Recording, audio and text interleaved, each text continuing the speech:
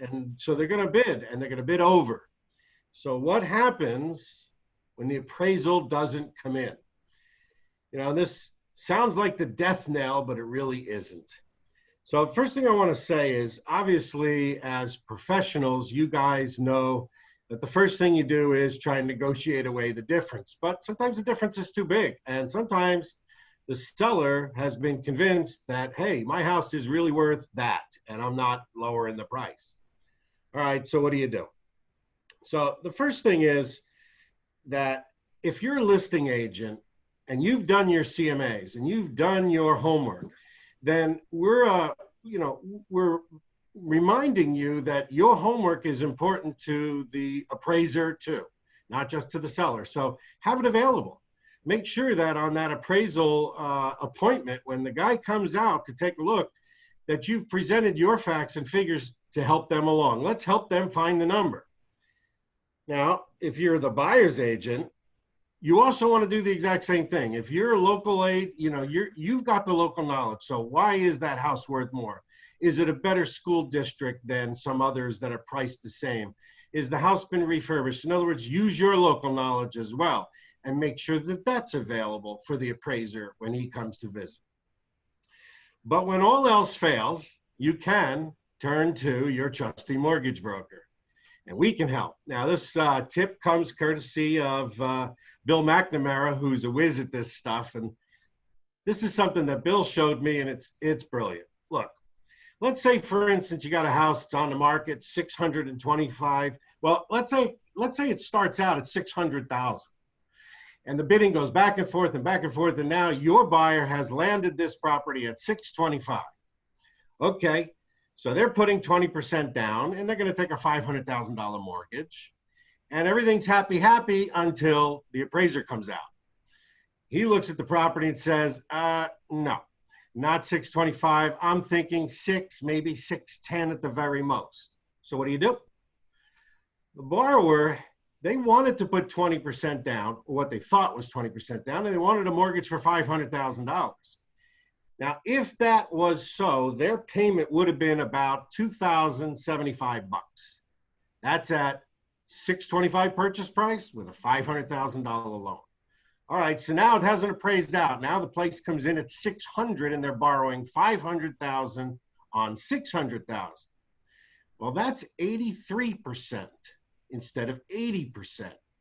And what Bill says is switch the loan to lender paid MI.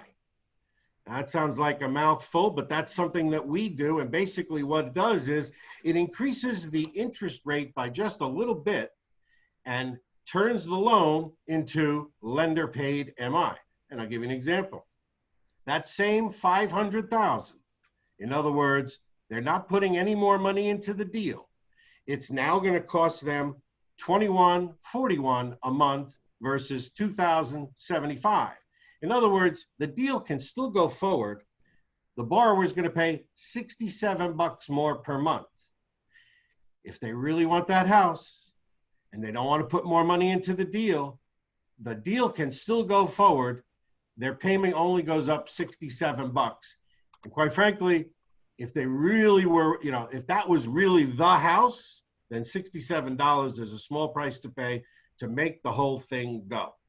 So again, listing agents, if you've done your job, show your work. And buyer's agents, if you know why that house is worth more, show that to the real estate broker or to the appraiser. And if all else fails, call Bill or Karen or Nancy or myself, and we'll make that deal fly with lender paid MI. Thanks. Love it. Thank you for that option, Paul. We always appreciate other exciting ways to move things forward when things are seeming like they're stuck. So thank you so much for sharing that. Very exciting. Okay, 2 quick announcements for you. Ben Kinney's new program, Influence and Persuasion, starts today at 1 p.m. That's today, Wednesday, and Friday at 1 o'clock. 1 hour each day. We'll be through the entire program, 6 sessions, 2 a day. You do want to plug into that because it's a great series. It's fast, it's furious, and it's chock full of awesome information. So Ben Kinney's Influence and Persuasion series starts today at 1 o'clock right here on this Zoom channel. Business consultations with me will resume on Wednesday. So by noon today, you'll have opportunities to book Wednesday, Thursday, and Friday of this week. If you're interested in a 30-minute business consult one-on-one with me, I open that to you for later this week. So do watch for that. All right, 3 quick things I want to make sure that we get in this morning, and I have to finish on time because Marty Miller's got some awesome stuff and is a full 15 today in that he's talking about building a pre-listing package inside of Command. So really important stuff.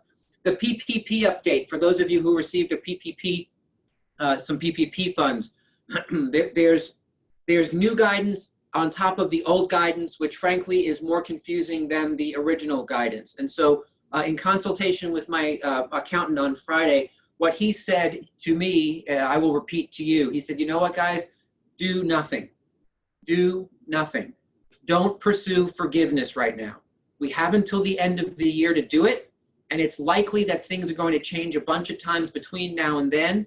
There is talk in Congress right now about anybody who received less than $150,000 as a loan amount will simply fill out a simple one-page document saying, I used the funds for all the right purposes, and the funds will just be forgiven. So we're hoping that moves forward and actually becomes part of the law. We don't have clarity on that yet. So my advice to you, and if you have advice that you're giving to anybody else on PPP forgiveness, is do nothing right now. That's what I'm doing. I'm doing nothing. We have months to take care of this. Let's wait and see how the dust settles. If you do something now and they change it, it is unlikely they're going to rewrite you a check if you applied for forgiveness, received forgiveness on some, and sent the rest back, right? So I would do nothing. Market center use. The update there as we look forward into September is that we are going to change nothing. It's like a theme, right? We're changing nothing.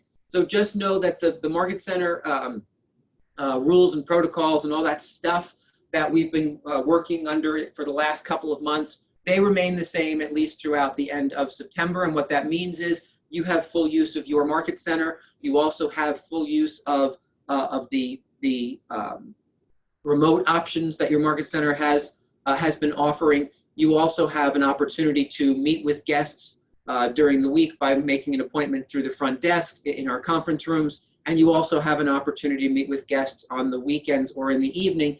You just have to be sure that you're responsible for signing everybody in and out, and that everybody hangs only in the conference room and wears a mask the time they're in the market center. So again, nothing's really changed. We just wanted to remind you of the fact that all of those protocols are still in place. We expect them not to change throughout the month of September. If you have any problems or questions or concerns, please do take a minute to text or email your team leader or me, and we will get those answered for you.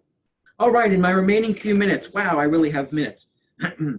My topic this morning is I want to make sure that we're all making really good decisions, really good decisions. And what I mean by that is this: the decisions that you are making with your buyers and sellers right now have to be based on what's going on in the market. And I fear that a lot of you are making decisions based on what you think the right thing to do is, or how you feel about the circumstance, or how you think the buyer or the seller feels about you or the circumstance. None of those things I just mentioned should be the deciding factors in decisions that you are making. And here's what I mean by that. Write this down. You get what you tolerate. You get what you tolerate. I've heard so many people in the last number of weeks say things like, oh my goodness, I've written 15 offers for the same person and nothing's coming together. Guys, I need you to recognize that at some level, you have to take ownership of that. That's not your buyer and it's not the market. You have to take ownership of the fact that strategy that you're currently using with that particular client is not creating a result. And it's so easy when the market's moving this quickly to step back and say, oh, there's nothing I can do because it's all about the market, right? There's no inventory, there's nothing I can do. And that's not true. There are tons of things that you can be doing, right? One of the quotes in my lovely book, Grant Cardone's 10X Quotes, is the right level of action is massive action. The right level of action is massive action. Are you taking massive action inside of your business? Let me explain what that looks like on the buyer side. For buyers, are you taking massive action around setting expectations? Are you telling them right up front, the very first time you speak to them, that this market is fast, aggressive, and seller biased? If you're not interested, Mr. and Mrs. Buyer, in a fast-paced, aggressive, seller-biased market, now is not the time for you. But you've got to be clear up front. That's why they're losing the multiple offers, because they're not clear that this is a fast-paced, aggressive, seller-biased market. Which means if you're here as a buyer looking for a deal, go back to sleep, go hibernate until some other time, because there is not a deal right now. The best deal that you can get out there is maybe paying asking price on a house that not a whole lot of people like. Right? And when you set that expectation, the results start to follow. A couple of other quick tips. If you're struggling getting buyers to win, reduce the price range. Reduce the price range by 5%. Have them find a house 5% below what they can afford, so that when they have to go and bid over the asking price, they're still within their financial parameters, right? So push them down a little bit so they can push themselves up in order to win. Change the strategy. What if you started looking at some of the dogs? There are dogs out there. What if you could get the dogs for less money and do some work? I know you didn't want to do work, but in this particular market, we're not in a market of convenience for buyers. So what if you changed your strategy and started looking at properties that didn't quite make sense to you, that maybe could make sense if you got them for less and spent some money? That's a different strategy. Stop overprotecting everybody. That's for you guys, right? Stop overprotecting everyone. What that means is stop saying things like, I can't let you buy that house for that much money. I think you're overpaying. I think you're this. I think you're that. You have to just show them what people are doing to win and ask them if they're willing to do that. You show them the options, they make the choice, right? Don't layer on top of that the bubble wrap that some of you are trying to wrap these folks in. That's not the job. The job is to show them what the opportunities are and help them make the best decision possible. It doesn't mean lie, but it means stop overprotecting people. And number 4, be more transactional. If you're going to win as a buyer's agent right now, you have got to help yourself and the buyers be more transactional. What that means is take the emotion out of it. This is a business transaction, right? If you still want the house, are you willing to pay the $67 extra a month that Paul just talked about? Because this is a business transaction. I know it feels like you're getting squeezed. We told you 3 weeks ago when we went into this whole arena that you're going to feel squeezed. That's the market right now, right? So it shouldn't be a surprise. Be as upfront as you can, set clear expectations, and then and then push forward. On the listing side, same thing. Set expectations with your sellers. This is a fast-paced, aggressive, seller-biased to a point marketplace. Guys, I had an interesting conversation over the weekend. Someone said, I just don't understand what else to do with this particular property. It is not selling. Everything else is selling around it. It's just not selling. And I said, well, have you looked at the price? No, the price is right. It's just not selling. I just don't know what else to do.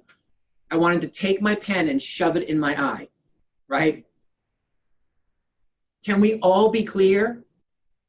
Especially today, if the house has been on the market for at least 14 days or 14 minutes and it's not attracting attention, the price is wrong.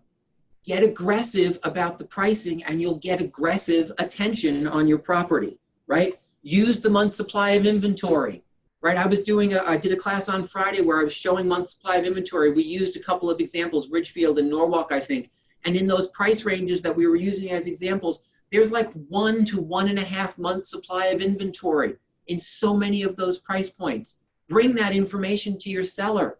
Mr. and Mrs. Seller, this is an exponentially fast seller's market, which means If you don't have an offer in the first couple of days you're on the market, you've missed the mark in terms of how the market is responding to your positioning. We need to adjust, right?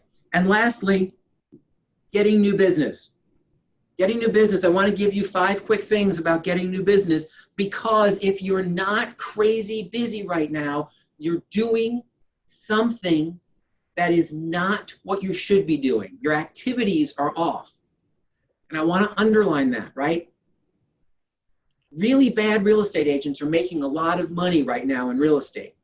That means you all should be making 10 times that amount. So getting new business, call your entire database. Stop worrying about it. Stop deciding you don't want to do it. Call your entire database.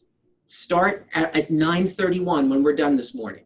Pick up the phone and call your entire database and make sure that nobody in your database wants to take advantage of what's going on in the market, or doesn't know somebody who wants to take advantage of what's going on in the marketplace.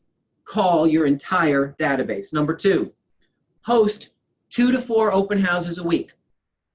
Host 2 to 4 open houses a week. Guys, if you don't have enough business to be making a ton of money right now, you need to be in front of where the buyers are. And the buyers right now are going to open houses. Those of you who are doing them, I am certain will tell you that I'm not making that up.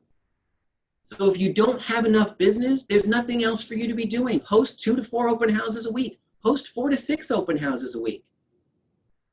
Tuesdays, Thursdays, Saturdays, Sundays, get out there and find people, because they are there. You just have to take the massive action that it takes to actually get them in your pocket.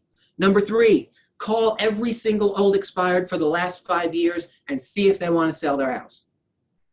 Call every single old expired for the last 5 years and see if they want to sell their house and be benefited by what's going on in the market today. Number 4, revisit every old open house attendee and every old CMA that didn't turn into a closing. You got to get into action and be in front of these people. And number 5, work all of your online leads.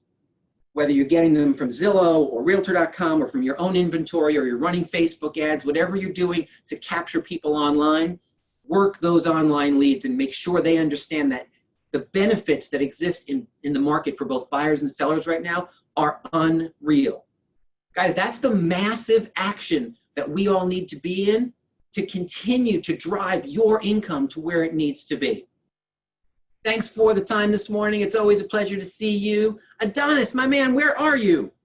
I'm over here. Hello, sir. Great education this morning. So Marty's got something for us today. We're going to be talking about creating a pre-listing packet using KW Command Designs.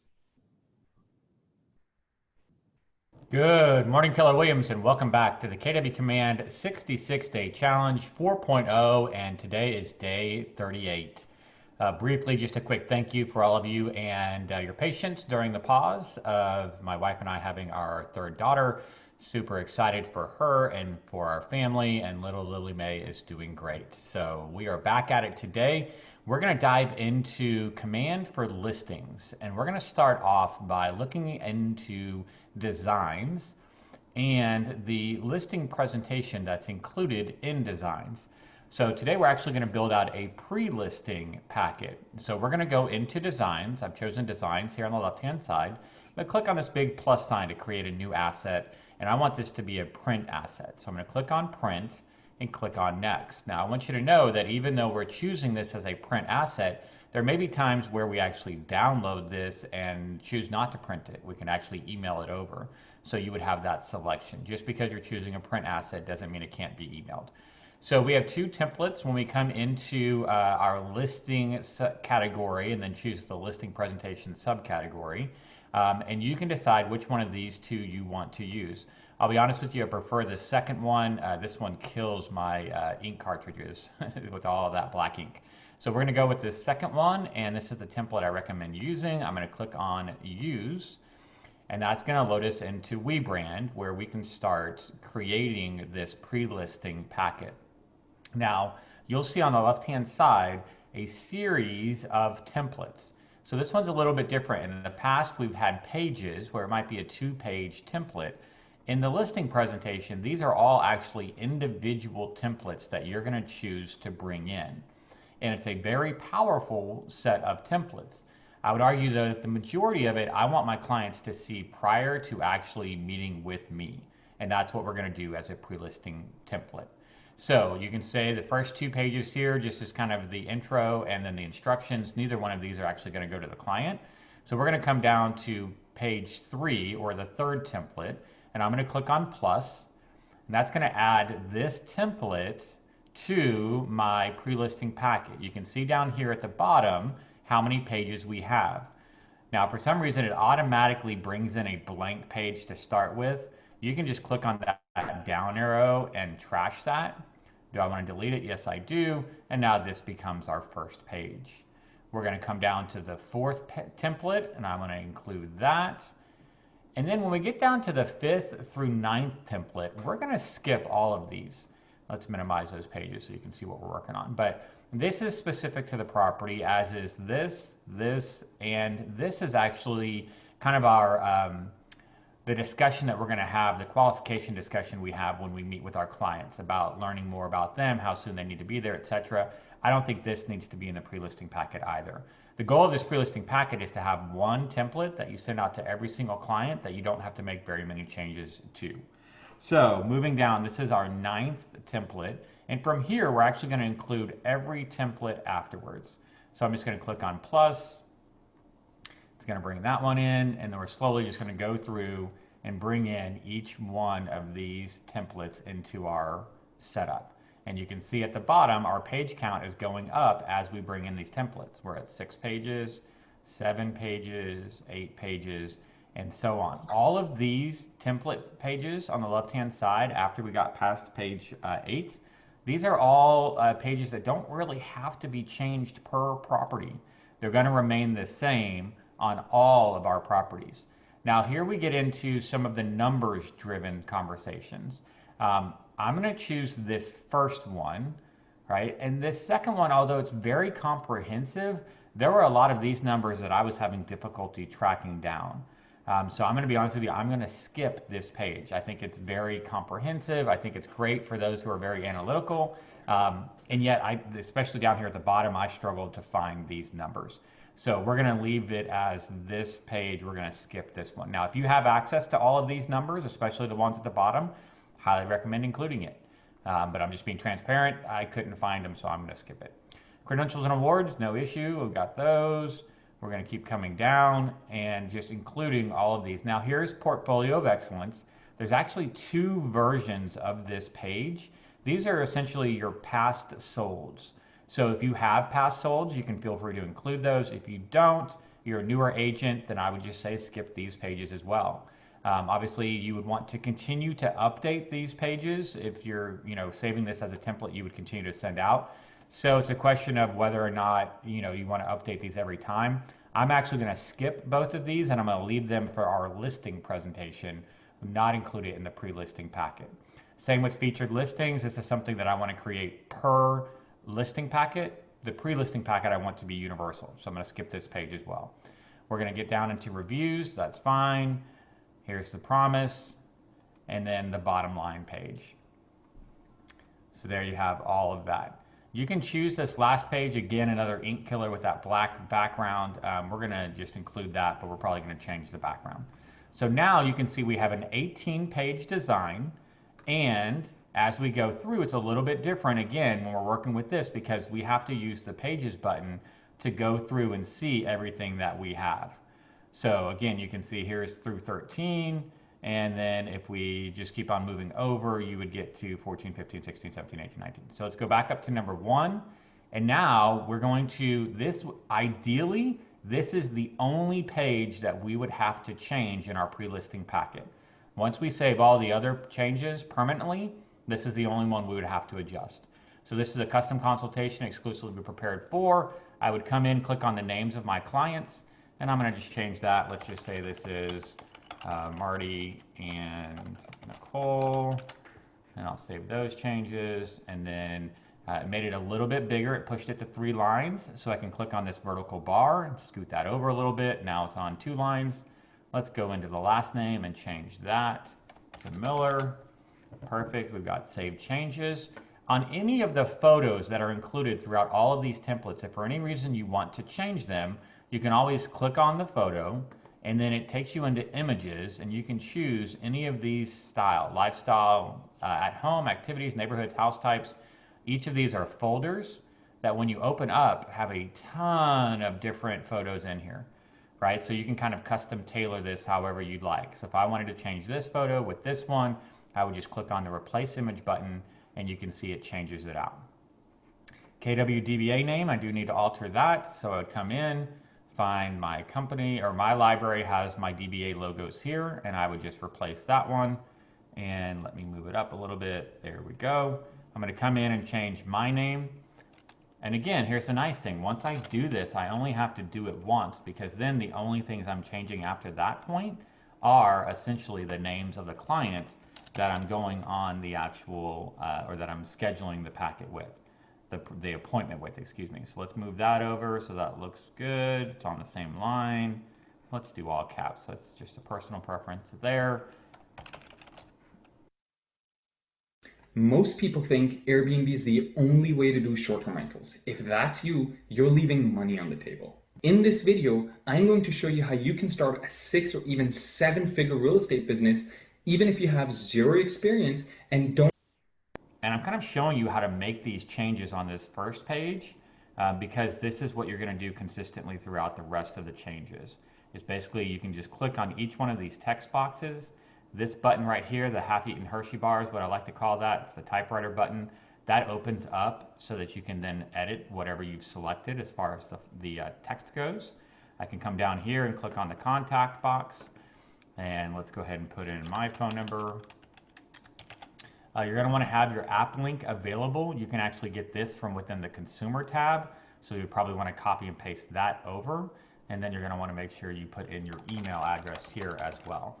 And then I'm going to put in my website, martymiller.kw.com.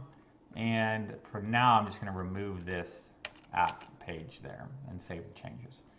Okay, just to show you. All right, so now let's see, I'm going to move that down just a little bit. And now we have this one done. Once this has been done, oops, I need to move my first name down too. Sorry about that.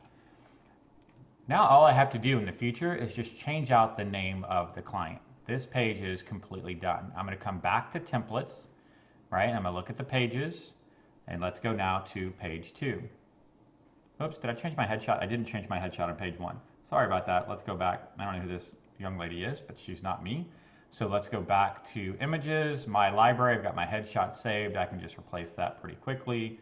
Let's move that up so it's nice and even. There we go. Boom and done. Okay. So back to templates. Go to pages. You can skip to page 2. The only thing we need to change in here again is your headshot. If you have photos of the front of their house, you could always bring those up and change out these images for those, but I don't think it's necessary. We're going to go, excuse me, to the 3rd page of our template.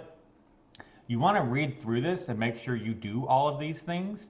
However, I don't really see anything on here that I would need to change. So I can go to the 4th page. Again, it kind of talks about what happens when we go to sell. Make sure you have your download app. So again, this is something you're going to want to have available. I'll show you how to find that in just a second.